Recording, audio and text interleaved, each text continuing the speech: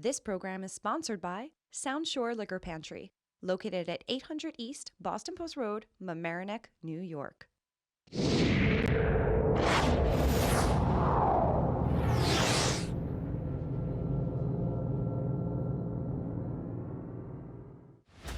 Tonight on The Local Live, town residents take turns expressing thoughts on the proposed commuter parking law. 2 Westchester residents are opening up their own daycare here in Mamaroneck. Decadent Ales, Hop a Food Truck, and Halftime bring out the community at that night market. And on tonight's roundtable, a discussion on youth homelessness in our school districts and across Westchester County.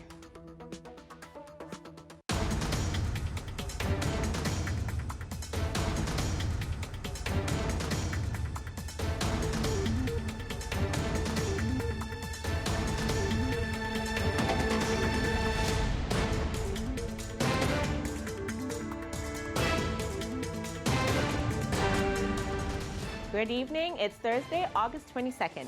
I'm Sibylla Chipaziwa, and welcome to The Local Live. At last night's Mamaroneck Town Council meeting, more than an hour was spent on the commuter parking law public hearing. The law aims to reduce congestion and potentially dangerous incidents to both motorists and pedestrians on public streets within a half-mile radius of the Larchmont train station. The proposal prohibits parking on certain sides for either 1 or 3 hour-long periods. You don't know what the baseline is. What is the baseline of non-commuters on these streets? These streets aren't pure and clean. These are public streets. People have the right to park on the public street. I don't commute regularly. I wish I could get a $100 permit so I could use the meters, which would be appropriate for me. I go there when I have to go to court in Manhattan and I decide not to drive. I'm a senior citizen. Why double my walk in the snow? Why double my walk when it's 95 degrees? So I strongly support your proposal, and I believe the cars will continue to creep, and they will go beyond the half mile. They will go to Echo. They will go past all the way to Glen, because that is all easy walkable distance to the train station. Save the Sound revealed its latest Sound Health Explorer report, which rates how safe it is to swim in beaches along the Long Island Sound with samples collected from 2018. The full report can be viewed on the website. Compared to 2017, Larchmont Shore Acre Club and Manor Park maintained their A+ grade, while Mamaroneck Shore Acres Club improved to an A+ last year. Beach Point, Orienta, and Beach and Cabana all have B grades. Stephen E. Johnston Beach at Harbor Island Park bears the lowest grade in the community, earning a C- in 2018, down from an A in 2017. Here's another great system to note. As school will be back in session soon, Niche.com, a search and review service, recently ranked school district in New York State for 2020. Rhinebeck is at number 19 and Mamaroneck number 25. Criteria for the list includes state test scores, graduation rates, class size, and more. Both districts hold an A+ rating from the website.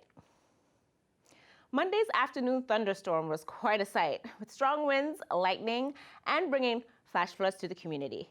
Larchmont held its Board of Trustees meeting that evening, where Fire Chief John Caparelli gave a brief report of the storm's effects around the village.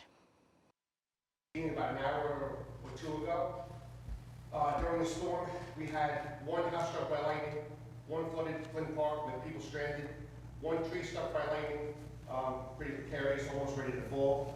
One flooded basement, one missing sewer cover due to the flooding. 2 automatic alarms at a business on Power Avenue. 1 Con Ed substation struck by lightning. 1 automatic alarm at Village Hall. So they were yes. In the last couple of hours. And that concludes my report. If you have any questions, we have to answer.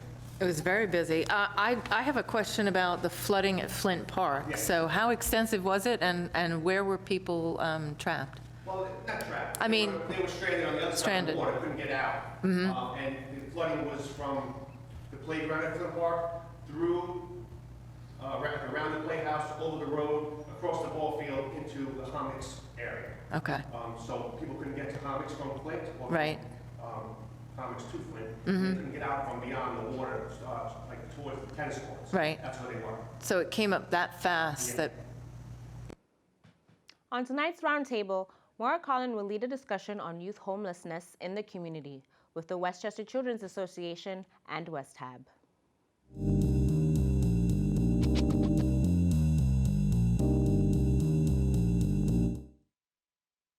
And welcome to the Local Live Roundtable. We're discussing homeless children and youth. Perhaps surprising to many, this is an issue that impacts the Larchmont-Mamaroneck-Rhinebeck community. As you can see from this map, there are children here without homes. Now you can join our conversation, ask your questions, share experiences. The contact information is on your screen. Our guests are Jordana Lorenzo, the Program and Policy Manager for Westchester Children's Association, and Elisa Ramos, the Assistant Vice President for Housing Programs at West Hab. Thank you for joining us. Thank you for having us. Jordana, the Westchester Children's Alliance studied this issue and recently released a report, which was the source of the map that I hope was put up. Let's start with what you consider homelessness. It's more than people living on the streets, isn't it? Absolutely. And when we're talking about homelessness impacting school-age children, especially in Westchester County, it's a very different picture than what we normally think of when we're talking about homelessness, right? Too often when we're talking about homelessness, we think of people who are literally living on the street, or maybe living in a car, or maybe living under a bridge. But honestly, homelessness is so much more than that. And I know Elisa can speak more about it, but it could be your next door neighbor experiencing homelessness. It could be your child's best friend. Homelessness is also talking about stable housing. And that's when we get into more of what it looks like for children in Westchester County. So what do you mean by stable or unstable housing? So stable housing, there's a lot of housing insecurity. People don't realize that a lot of people experience that. And I want to sort of also go back to her point. Often when we think about homeless people, we're thinking about people that are sleeping in the street under the car. And that's not necessarily true. If we think, for example, we're talking about children and youth, but also even college students, which are young adults. Mm-hmm. There was a research study done by Temple University and Wisconsin Hope Lab, and they surveyed about 43,000 students in 66 colleges, for example. They found that 36% of all the college students had housing insecurity. 46% of the college students that were attending community college also experienced housing insecurity. And what it means is that you don't know if next month you're going to be living there. Right. And it could be because of a loss of income. It could be for many, many, many reasons. Mm-hmm. You could have a family where one parent, unfortunately, they lose that parent and that income is lost. So now they have to think about how I'm going to pay the rent the next day, or the next month, actually. Is the housing insecurity or the homelessness always due to economic reasons? That's a good point. I think in to a large degree it is. Because people need the money to pay for their rent. Right. But also people need money for food. Sometimes people have to choose, do I eat or do I pay the rent? Right. That in itself creates not only housing insecurity, but it also creates food insecurity as well, which a lot of our families experience that. Yes. What's been the trend in Westchester on homelessness for So actually, students? and that's a great question, because over the past 4 years, it's been increasing steadily. Right now in Westchester County as a whole, so we know for the Rhinebeck-Mamaroneck School District, there's over 60 kids experiencing homelessness here. But if you look at the county as a whole, right now over 2,700 children are experiencing homelessness. That's huge.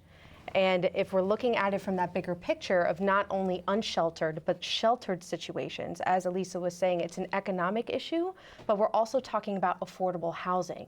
That's a huge issue here in Westchester. And if we're bringing it back to Mamaroneck, trying to find affordable housing for some families is such a challenge.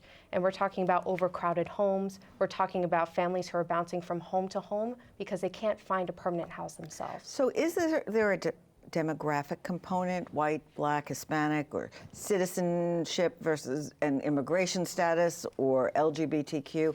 What's the demographic? Mm-hmm. I think I would say it varies. The other piece to this is with homelessness and how it is defined, is that, for example, for young adults and the youth, they don't normally go to shelters. So how is that being captured when we collecting data? Because they tend to couch surf. They tend to, this week I stay with this friend, this other week I stay with another friend. For intents and purposes, they are homeless.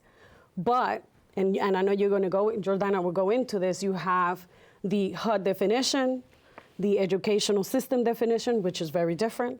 And that's the key to this. How do we define that? Because it's being defined differently in different systems. Well, let's ask how you calculated, how you did it for the calculation of the numbers that we discussed. And just as Elisa was saying, right, there's different definitions that exist right now for homelessness. There's actually over 4 right now. So there's the Department of Housing and Urban Development. When they talk about homelessness, they're talking about those who are in emergency shelters or those who are living on the streets. Now, their numbers are very small because you're only capturing just a tiny fraction of those experiencing homelessness. Now, the other number that I was talking about, that 2,700 number, that's actually being captured by school districts. So every school district, including Mamaroneck School District, has what is called a homeless liaison. They are the ones who are talking to parents and talking to students and getting a better understanding of their situation and actually writing down whether or not they're experiencing homelessness. Now we know, and it's said in the report that we're going to be talking a little bit more about, that that number only captures half of what actually exists. So it's you think still the an number is undercount. actually twice as large? Yes. And what's the basis for believing that? As Elisa was saying, people usually don't come forward in talking about their experience, or they may not even know that they're experiencing homelessness. When we're talking about couch surfing, and we're, let's say a 16-year-old, they're like, oh, you know, I'm just staying with my friend for a little while. In their head, that's not homelessness. And there's a huge stigma around the word homelessness. So when we're talking about defining what that experience means, we also need to change the narrative around what the homeless experience looks like. Do you think it's an intentionally hidden problem in communities in Westchester? That's a good point. I just think to a certain degree, it's not a conversation that happens in the open. You know, people don't feel comfortable sharing they are homeless. Right. It's not something they walk around telling. I mean, for kids in school, that brings about a lot of stigma. For the adult in the family, just as well.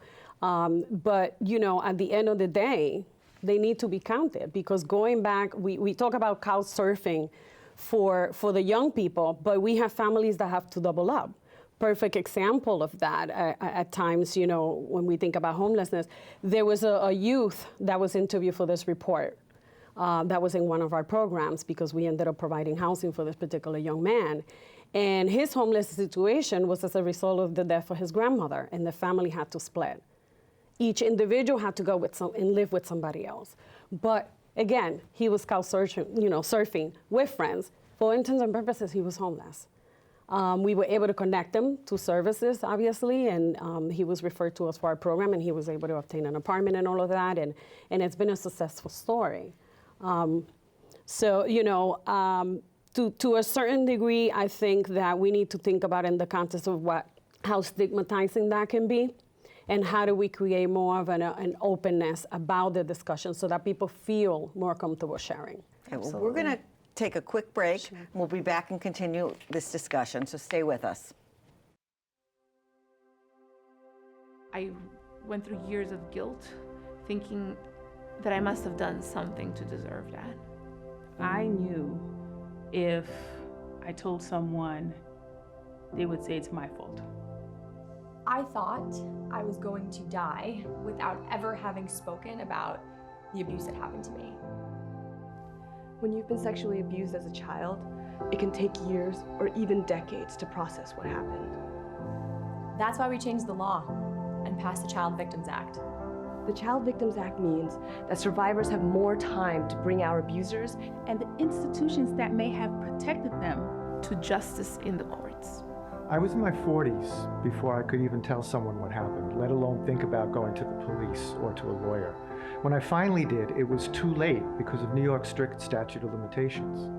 Survivors can now file a criminal claim up to age 28 years old. And up to age 55 years old for a civil claim.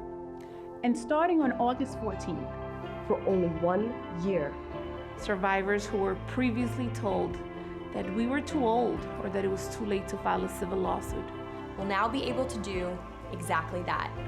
No matter how long ago the abuse happened. anyone can do it. Anyone. Anyone. Every survivor has the right to pursue justice in the courts if that's what's right for you. Find out more about the Child Victims Act by going to safehorizon.org. Even if it's just to talk to someone, because that's what I did. But remember, whatever you decide to do, It's up to you. And you're not alone. because now it's our choice. It's our choice. It's our choice.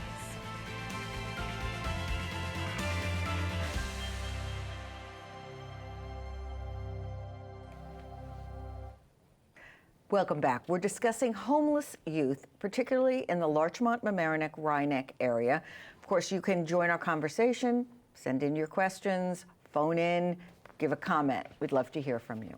So looking at the map from the report, we see that, as we discussed, that there are an estimated 62 homeless students in the Mamaroneck and Rhinebeck area. And based on what you said, you think that's at least double. So Lisa, West Hab is responsible for shelters, and there are no shelters in Larchmont, Mamaroneck, and Rhinebeck. So one of the questions that someone asked was, how are there homeless here then?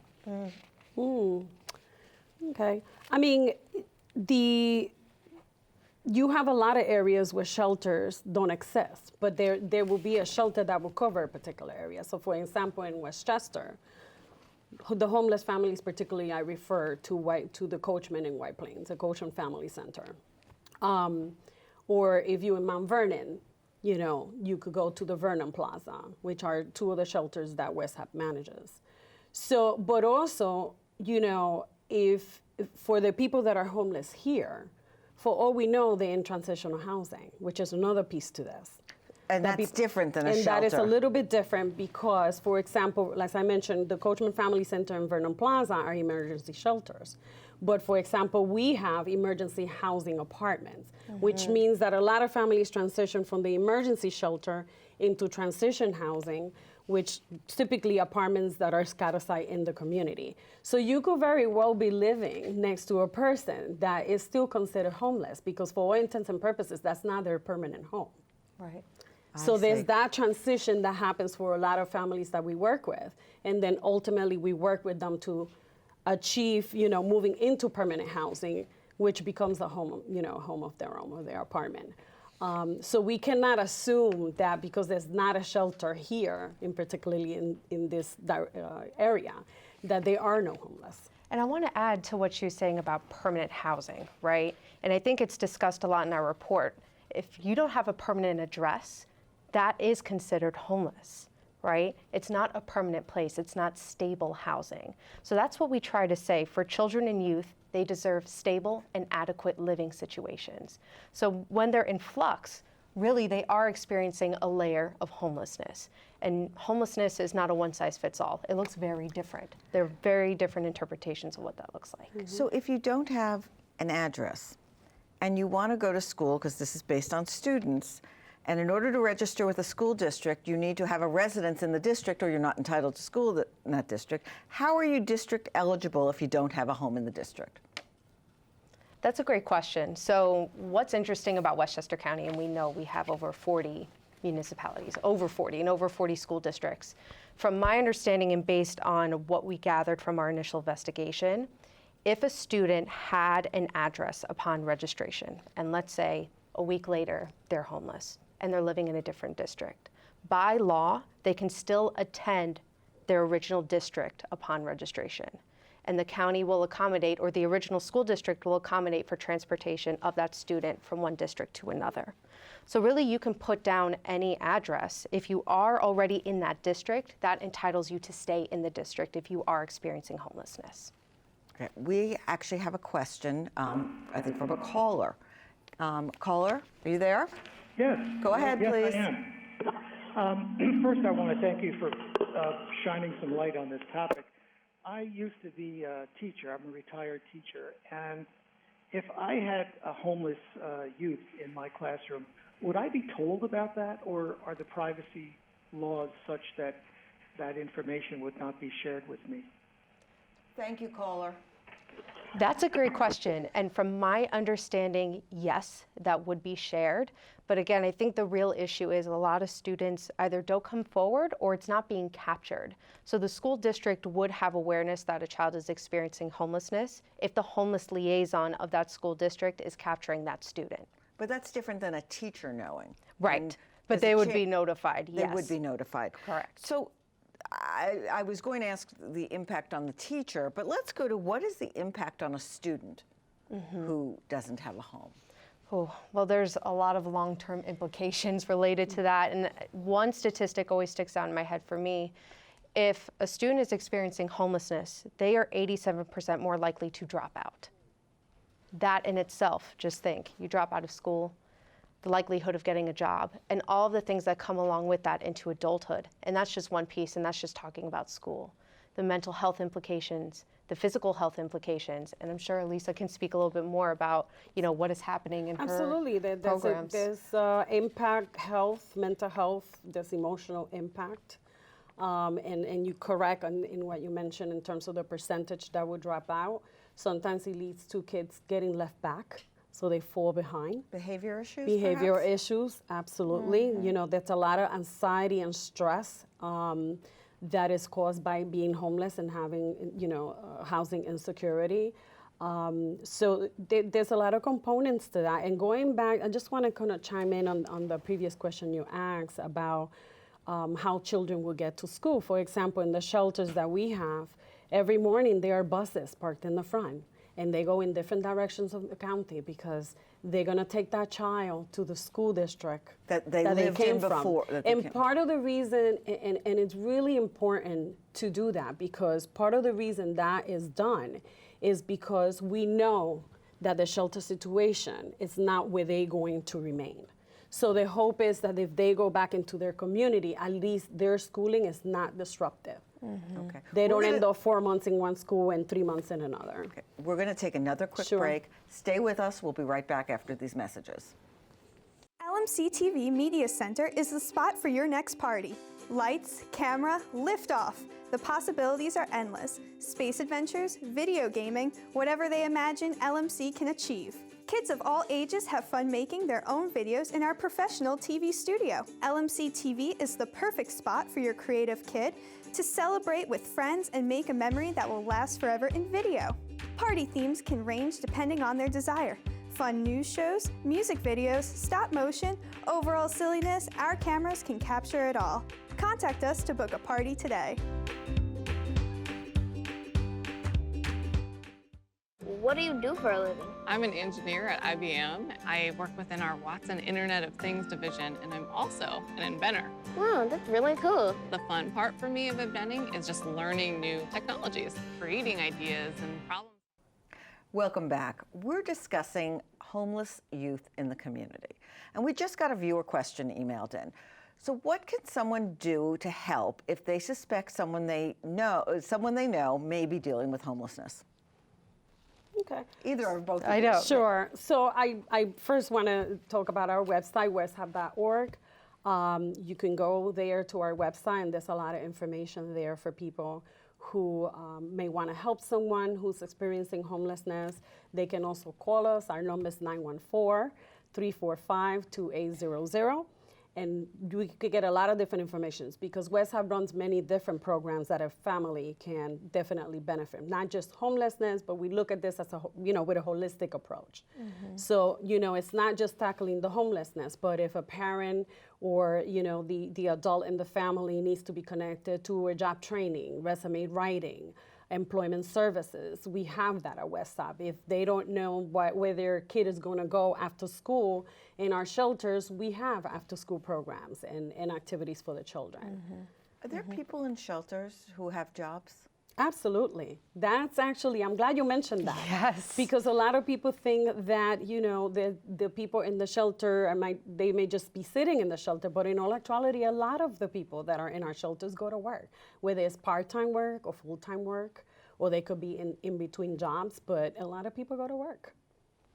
And I think that stems back to affordable housing here in Westchester County. I mean, let's think about it, minimum wage. Does that actually get you to be able to afford rent here in the county? And it's really a hand-in-hand conversation. And when we started this report, it kept coming up for us about looking into affordable housing here in the county and having more of it, because that's really the issue. So many people who are experiencing homelessness do have jobs. So how can we connect them to a stable home? Going back to the homelessness situation, though, do you have any recommendations? Yes, plenty. And I Okay. think for us, our lens is always children and youth at Westchester Right. Children's Association. And I do want to go back to that question that was asked before of what can you do? I think if we start with changing our mindset of what the homeless experience is, especially here in this county, again, it's not always just the people you see living on the streets. It could be your child's best friend. It could be your neighbor. You never know. If we can start with changing our mindset, I think we can move forward with more positive solutions. And also for us, bringing those to the table who are living with homelessness, who are impacted, working with our partners to better understand how we can do better in the system. We know that there's great resources out there, but not all of these kids have access to it. So how can we bridge those gaps? And that's really what we're trying to do with this report. It starts a conversation so that we can figure out how can we move forward and improve outcomes for children and families. Who reads the report? Where does it go? So interestingly enough, the report has been available online for the past month. But really, we're trying to be strategic about how we distribute and who we deliver it to. So we are doing a mass mailing to superintendents, to homeless liaisons, guidance counselors, elected officials, our community partners. Again, to start that conversation and say, hey, this is what we found. How can we make changes in your district or your community? How is your school district tackling the issue? And we started those conversations in our investigation already, but the culmination of this report really puts it in your face. And it's hard to have those conversations sometimes. And to see those numbers, it can be scary, but at least we're trying to move the needle forward. That's really the goal. So along the lines of hard conversations, what, if any, conversation should you have if you suspect someone you know is in a situation of homelessness as you've defined it?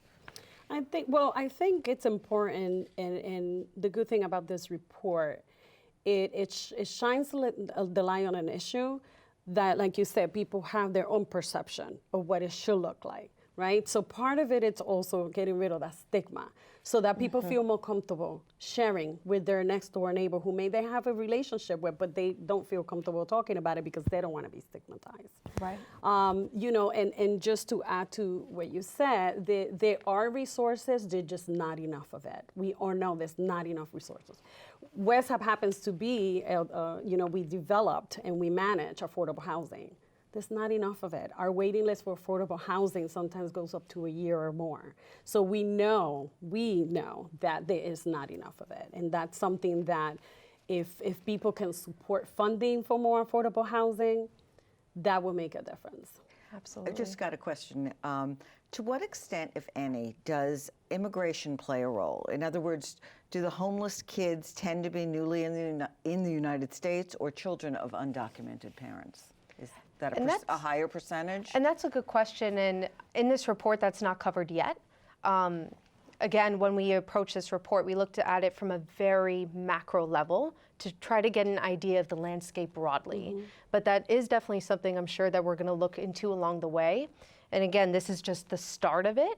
As we continue the investigation and really see where this goes, we're going to have more detailed data. And that's really what we're asking for, too, is more data to get a better picture in landscape. But it is difficult for, for undocumented because there's a lot of services and entitlement benefits that they do not qualify for. Right. If their children were born here, there's certainly certain entitlement benefits that they can get through their children because their children being citizens, they will be eligible to receive those benefits. So typically those are the families that we at West Hub struggle with the most in terms of finding housing for them because that is a huge barrier to is overcome. Affordable housing. Absolutely. Right. We're going to have to end there. I want to give you both the opportunity to give out your contact information for your organizations. Go ahead, Jordana. Yes, you can contact me at wcaforkids.org or by my email, which is jlorenzo, that's my first initial last name, at wca4kids.org. And you, Elisa, you can get it again. You could contact us at West Hub, and let me spell that so we don't get it incorrectly. It's westhab.org. I can also be contacted via my email, Elisa, ELISSA, .Ramos, RAMOS, @westhab.org. Thank you both so much for joining us. And You're thank welcome. you for watching and for participating. Stay tuned. We got more of the Local Live coming right up.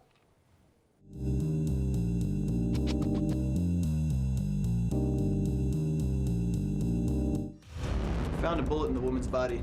It's one of ours. Someone in this department is playing us. I've got a pretty good idea who. Okay, in the past few months, there have been a lot of unexplainable deaths. They're on to us. We need to step up our game. They're going to find out that I'm Abigail Daniels. What if? Wait a minute. Daniels? Daniela? I think that Daniela is Abigail.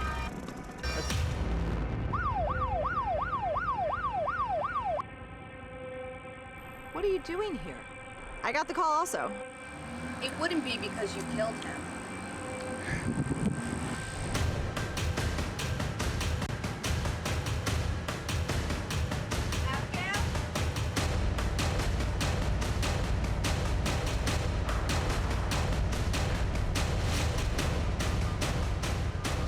I'm starting not to trust the chief either. Me neither.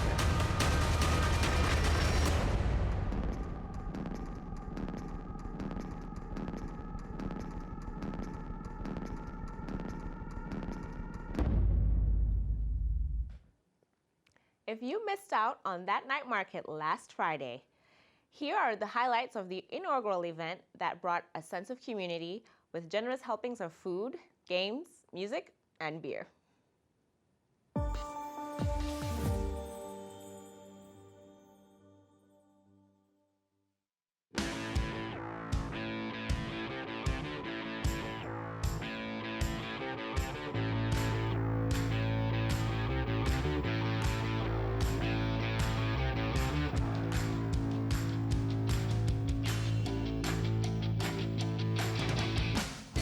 Hi, I'm Stephanie Yang, and I'm here at the first ever night market in Mamaroneck. Let's go check it out.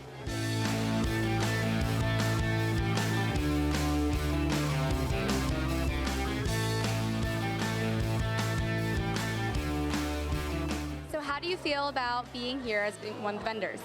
It's a lot of fun. It's really fun to be part of a community event, and yeah, no, everyone feels very good tonight. It seems like it's been fun, and it's nice to have a change of pace from the regular markets. It's a great event. I'm enjoying myself, having some good food and drink, checking out some cool art and other vendors, great food. I think it's a great place for kind of raising community. I think it's a very wonderful situation to see the other artists in the area, but also kind of bring together the concept of like how art is hospitality in the long run. So pairing it with food and drink kind of makes a lot of sense.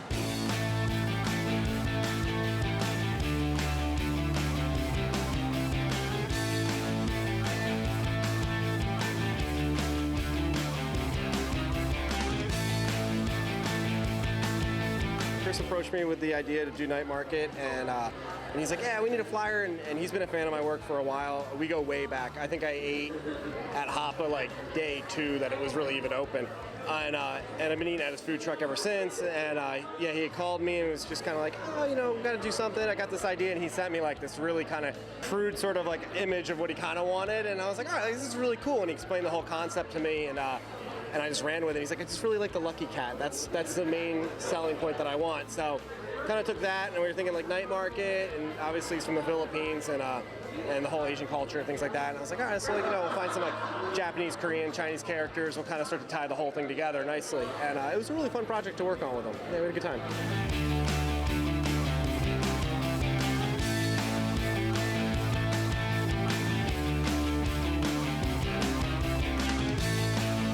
If you miss the night market, you can always follow Decadent Ales, Halftime, and Hapa Food Truck for future events. I'm Stephanie Yang reporting for the Local Live.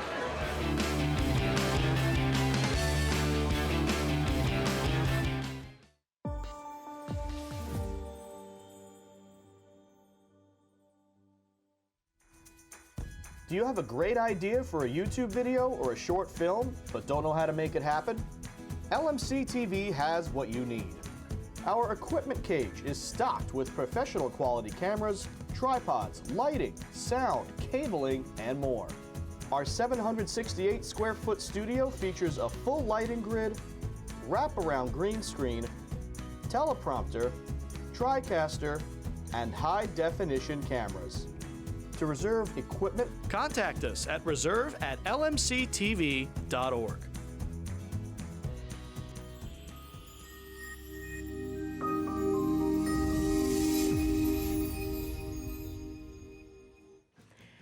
And here's what's happening around town. It's almost back to school time.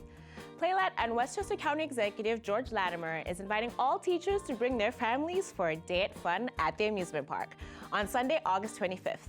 Teacher Appreciation Day at Playland starts at 12 p.m. Walter's Hot Dogs is celebrating 100 years. Join the Westchester institution in a 3-day extravaganza to mark this incredible milestone. There will be a hot dog eating contest, live music, and more, starting this Sunday, August 25th at 3 p.m. at the Pagoda on Palmer Avenue. In other news, before the semester starts, be sure to sign up your child for free back-to-school vaccines. The Westchester Department of Health is accepting appointments starting next Friday, August 30th.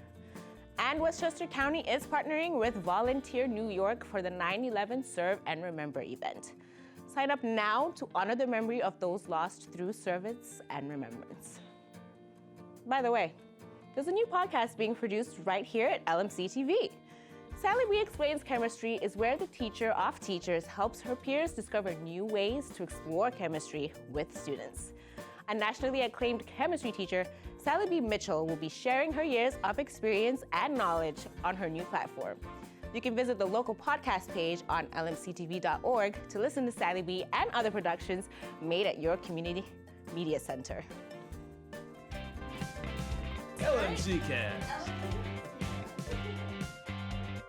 The whole system is fine. All right, cool.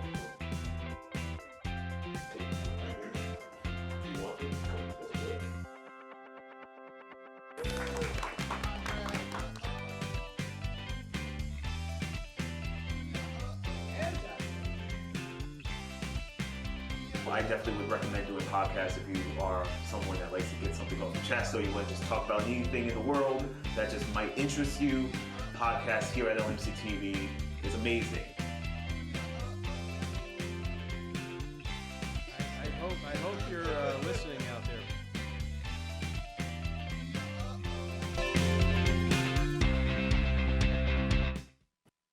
This week, a 4-part series on the Long Island Sound premiered on LMC TV.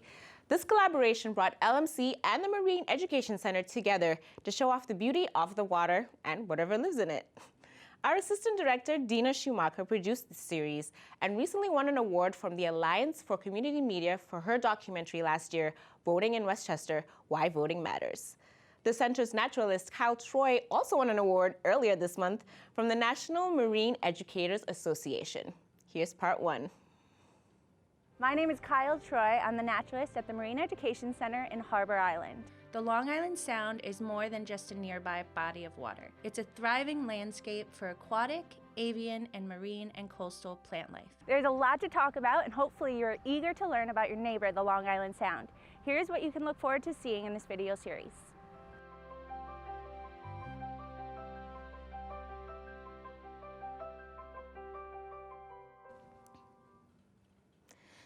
In a new segment called Just for Kids, the local light will highlight kid-friendly activities, events, and more in the community. Happy Feet is a new daycare in the village of Mamaroneck. We stopped by to see how it nurtures a child's unique abilities to be ready for school and beyond. There's a new daycare in Mamaroneck. Happy Feet Daycare is planning to open for business in the fall.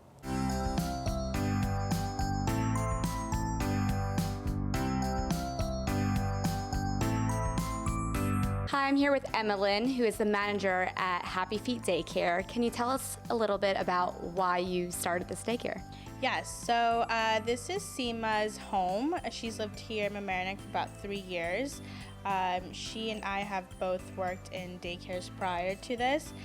One day she came with the idea, hey, let's open our own daycare, start our own business, and a few months later, here we are. We're hoping to open by September, October. We are currently taking in tours, we're taking phone calls, trying to hold in spots for them. Can you tell us a little bit about the programs for the daycare? Yes, definitely. So our philosophy here is learning through play. I personally have an early childhood education background, so we emphasize children discovering, exploring. Children have this inner strength to problem solve. They're active learners, so we're here just to nurture them. Safety is important here. So our goal is to help with milestones, help them develop their fine motor skills, gross motor skills, social skills, and kind of just have fun. You know, we're here for them to be children and at the same time learn. For more information, you can follow Happy Feet Daycare on their website below. I'm Stephanie Yang reporting for The Local Live.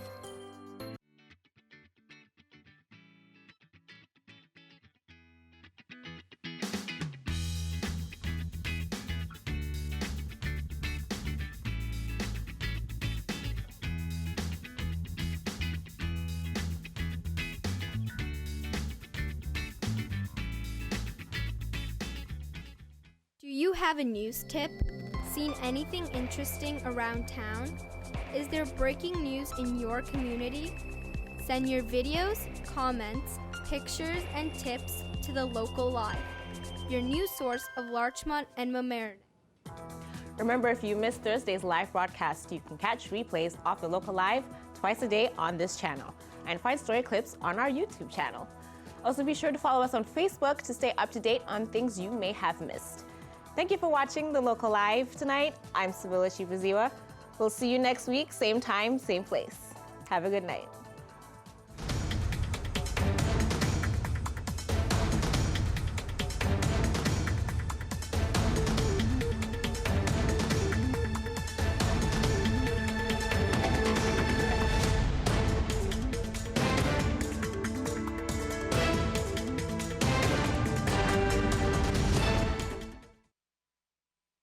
This program is sponsored by Sound Shore Liquor Pantry, located at 800 East Boston Post Road, Mamaroneck, New York. If you are interested in sponsoring this or other programs on LMC TV, contact us for more information.